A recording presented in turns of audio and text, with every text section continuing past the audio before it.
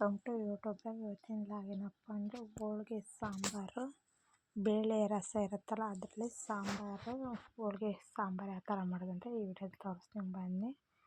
ಫಸ್ಟಿಗೆ ಧನಿಯಾ ಕಾಳು ಅಂತಾರಲ್ಲ ಅದನ್ನ ಬಾಣಲಿಗೆ ಹಾಕೊಂಡು ಚೆನ್ನಾಗಿ ಹುರಿಬೇಕು, ಕಲರ್ ಚೇಂಜ್ ಹುರಿದುಬಿಟ್ಟು ಒಂದು ತಟ್ಟೆಯಲ್ಲಿ ಹಾಕೊಬೇಕು. ಅದೇ ಬಾಣಲಿಗೆ ಮತ್ತು ಮೆಂತ್ಯಕಾಳು ಹಾಕೊಬೇಕು. ಮೆಂತ್ಯಕಾಳು ಅಷ್ಟೇ ಸ್ವಲ್ಪ ಹುರ್ಕೊಂಡ್ರೆ, ಜಾಸ್ತಿ ಆದರೆ ಕಹಿ ಕಹಿ ಆಗುತ್ತೆ. ಒಂದು ಸ್ಪೂನ್ ಇಲ್ಲ 1.5 ಸ್ಪೂನ್ ಆದರೆ ಸಾಕು. ಹಾಗೆ ಮೆಂತ್ಯಕಾಳು ಅದು ಕಲರ್ ಚೇಂಜ್ ಆಗೋರು ಚೆನ್ನಾಗಿ ಹುರಿಬೇಕು. ಕಲರ್ ಚೇಂಜ್ ಆದಮೇಲೆ ಇದನ್ನೆಲ್ಲ ಗ್ರೈಂಡ್ ಮಾಡ್ಕೊಬೇಕು. ನೋಡಿರಿ, ಈಗ ಕಲರ್ ಚೇಂಜ್ ಆಯಿತು. ಈಗ ಒಂದು ತಟ್ಟೆಗೆ ಹಾಕೊತಿದ್ದೀನಿ.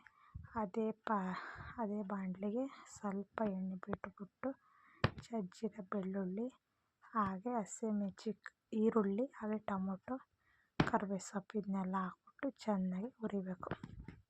ನೋಡಿರಿ, ಟೊಮೊಟೊ ಹಣ್ಣು, ಈರುಳ್ಳಿ, ಬೆಳ್ಳುಳ್ಳಿ 3 ಹಾಕ್ಬಿಟ್ಟು ಚೆನ್ನಾಗಿ ಹುರಿತಾ ಇದ್ದೀನಿ. ಇದಕ್ಕೆ ಕೊತ್ತಂಬರಿ ಸೊಪ್ಪು ಆ್ಯಡ್ ಮಾಡ್ಕೊಬೋದು.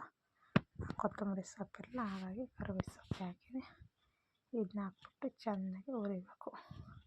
ಕಲರ್ ಚೇಂಜ್ ಆಗೋರು ಹುರಿದುಬಿಟ್ಟು, ಕಲರ್ ಚೇಂಜ್ ಆದಮೇಲೆ ಬೇಳೆ ರುಬ್ಬಿದ್ನಲ್ಲ ಅದೇ ಜಾರಿಗೆ ಫಸ್ಟಿಗೆ ಧನಿಯಾ ಕಾಳು, ಜೀರಿಗೆ, ಹಾಗೆ ಮೆಂತ್ಯಕಾಳು, ಧನಿಯಾ ಹಾಗೆ ಜೀರಿಗೆ ಇದು 3 ಗ್ರೈಂಡ್ ಮಾಡ್ಕೊಬರೋಣ. ಇದನ್ನು ಸ್ವಲ್ಪ ದರ್ಗೆ ಮಿಕ್ಸಿಲಿ ಪುಡಿ ಮಾಡ್ಕೊಂಬಂದು ಅದೇ ಜಾರಿಗೆ ನೋಡಿರಿ ಈ ಥರ ಪುಡಿ ಐತೆ. ಇದು ಹೂರಣ ರುಬ್ಬಿದ ಜಾರೆ, ಅದಕ್ಕೆ ಹಾಕಿದ್ದೀನಿ. ಹಾಗೆ ಟೊಮೊಟೊ ಹಣ್ಣು, ಹಾಗೆ ಲಾಸ್ಟಿಗೆ ಒಣಮೆಣ್ಸಿನ್ಕಾಯಿ ಹಾಕಿ ಹುರಿಬೇಕು. ನಾನು ಹೇಳಿಲ್ಲ, ಈಗ ಹುರಿದಾದ್ಮೇಲೆ ಹೇಳಿನಿ. ಹಾಗೆ ಇದನ್ನೆಲ್ಲ ಹಾಕ್ಬಿಟ್ಟು ಬೇಳೆ ರಸ ಬಸ್ಕೊಂಡಿದ್ಮೇಲೆ ಆ ರಸ ಹಾಕ್ಬಿಟ್ಟು ಇದನ್ನು ಗ್ರೈಂಡ್ ಬನ್ನಿ. ನುಣ್ಣಗಂದರೆ ನುಣ್ಣಗೆ ಗ್ರೈಂಡ್ ಮಾಡ್ಕೊಬೇಕು. ಸ್ವಲ್ಪ ಮೀಡಿಯಮ್ ಮಾಡ್ಕೊಳ್ರಿ. ಬೇಳೆ ರಸ ನೋಡಿರಿ ಇದು ಎಷ್ಟೊಂದಿದೆ, ಹಾಗಾಗಿ ಆ ಬೇಳೆ ರಸ ಹಾಕ್ಬಿಟ್ಟು ಗ್ರೈಂಡ್ ಮಾಡ್ಕೊಂಬರೋಣ. ಫಸ್ಟಿಗೆ ಗ್ರೈಂಡ್ ಮಾಡ್ಕೊಂಬಂದು ಬೇಳೆ ಬೇಯಿಸಿದ ಪಾತ್ರೆನೇ ಅದೇ ಪಾತ್ರೆಗೆ ಒಗ್ಗರಣೆ ಹಾಕ್ತಾಯಿದ್ದೀನಿ. ಫಸ್ಟಿಗೆ ಎಣ್ಣೆ ಹಾಕ್ತಾಯಿದ್ದೀನಿ.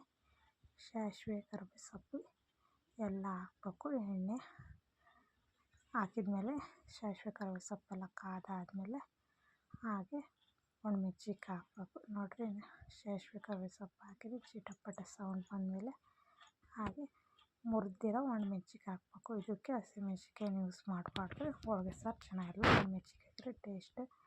ಹಾಗೆ ಒಣಮೆಣ್ಸಿನ್ಕಾಯಿ ಹಾಕಿ ಚೆನ್ನಾಗಿ ಫ್ರೈ ಮಾಡಿ ಅದೇ ಪಾತ್ರೆಗೆ ಟೊಮೊಟೊ ಹಣ್ಣು ಉದ್ದುದ್ದಾಗಿ ಕೊಯ್ಕೊಂಡಿದ್ದೀನಿ, ಹಾಗೆ ಈರುಳ್ಳಿ, ಹಾಗೆ ಜಜ್ಜಿರೋ ಬೆಳ್ಳುಳ್ಳಿ ಇವು 3 ಹಾಕ್ಕೊಂಡು ಮತ್ತೆ ಹುರಾಡಬೇಕು ಚೆನ್ನಾಗಿ. ಇವನ್ನ ಕಲರ್ ಚೇಂಜ್ ಆಗೋವರೆಗೂ ಬೇಯಿಸ್ಬೇಕು ಒಗ್ಗರಣೆಗೆ. ಕಲರ್ ಘಮ ಬಂದಾಗಲೇ ಸಾಂಬಾರು ಚೆನ್ನಾಗೈತೆ. ಇದಕ್ಕೆ ನುಗ್ಗೆಕಾಯಿನೂ ಹಾಕೊಬೋದು. ನಾನು ನುಗ್ಗೆಕಾಯಿ ಆ್ಯಡ್ ಮಾಡಿಲ್ಲ, ನೀವು ಬೇಕಾದ್ರೆ ನುಗ್ಗೆಕಾಯಿ ಹಾಕೊಳ್ರಿ. ನಾವೆಲ್ಲ ಹೋಳಿಗೆ ಸಾರೇ ನುಗ್ಗೆಕಾಯಿ ಹಾಕ್ತಿದ್ವಿ. ಈ ಸಲ ನುಗ್ಗೆಕಾಯಿ ಖಾಲಿ ಆಗಿರೋದ್ರಿಂದ ನುಗ್ಗೆಕಾಯಿ ಹಾಕಿಲ್ಲ. ಈಗಲೇ ಒಗ್ಗರಣೆಗೆ ನುಗ್ಗೆಕಾಯಿ ಹಾಕಿದೆ. ಸ್ವಲ್ಪ ಫ್ರೈ ಮಾಡ್ತೀವಲ್ಲ, ಅದಕ್ಕೆ ಖಾರ ಹುರಿದ ತಕ್ಷಣ ಮಳ್ಳತ್ತೆ ಚೆನ್ನಾಗಿರುತ್ತೆ ನುಗ್ಗೆಕಾಯಿ ಹಾಕಿದ್ರೆ.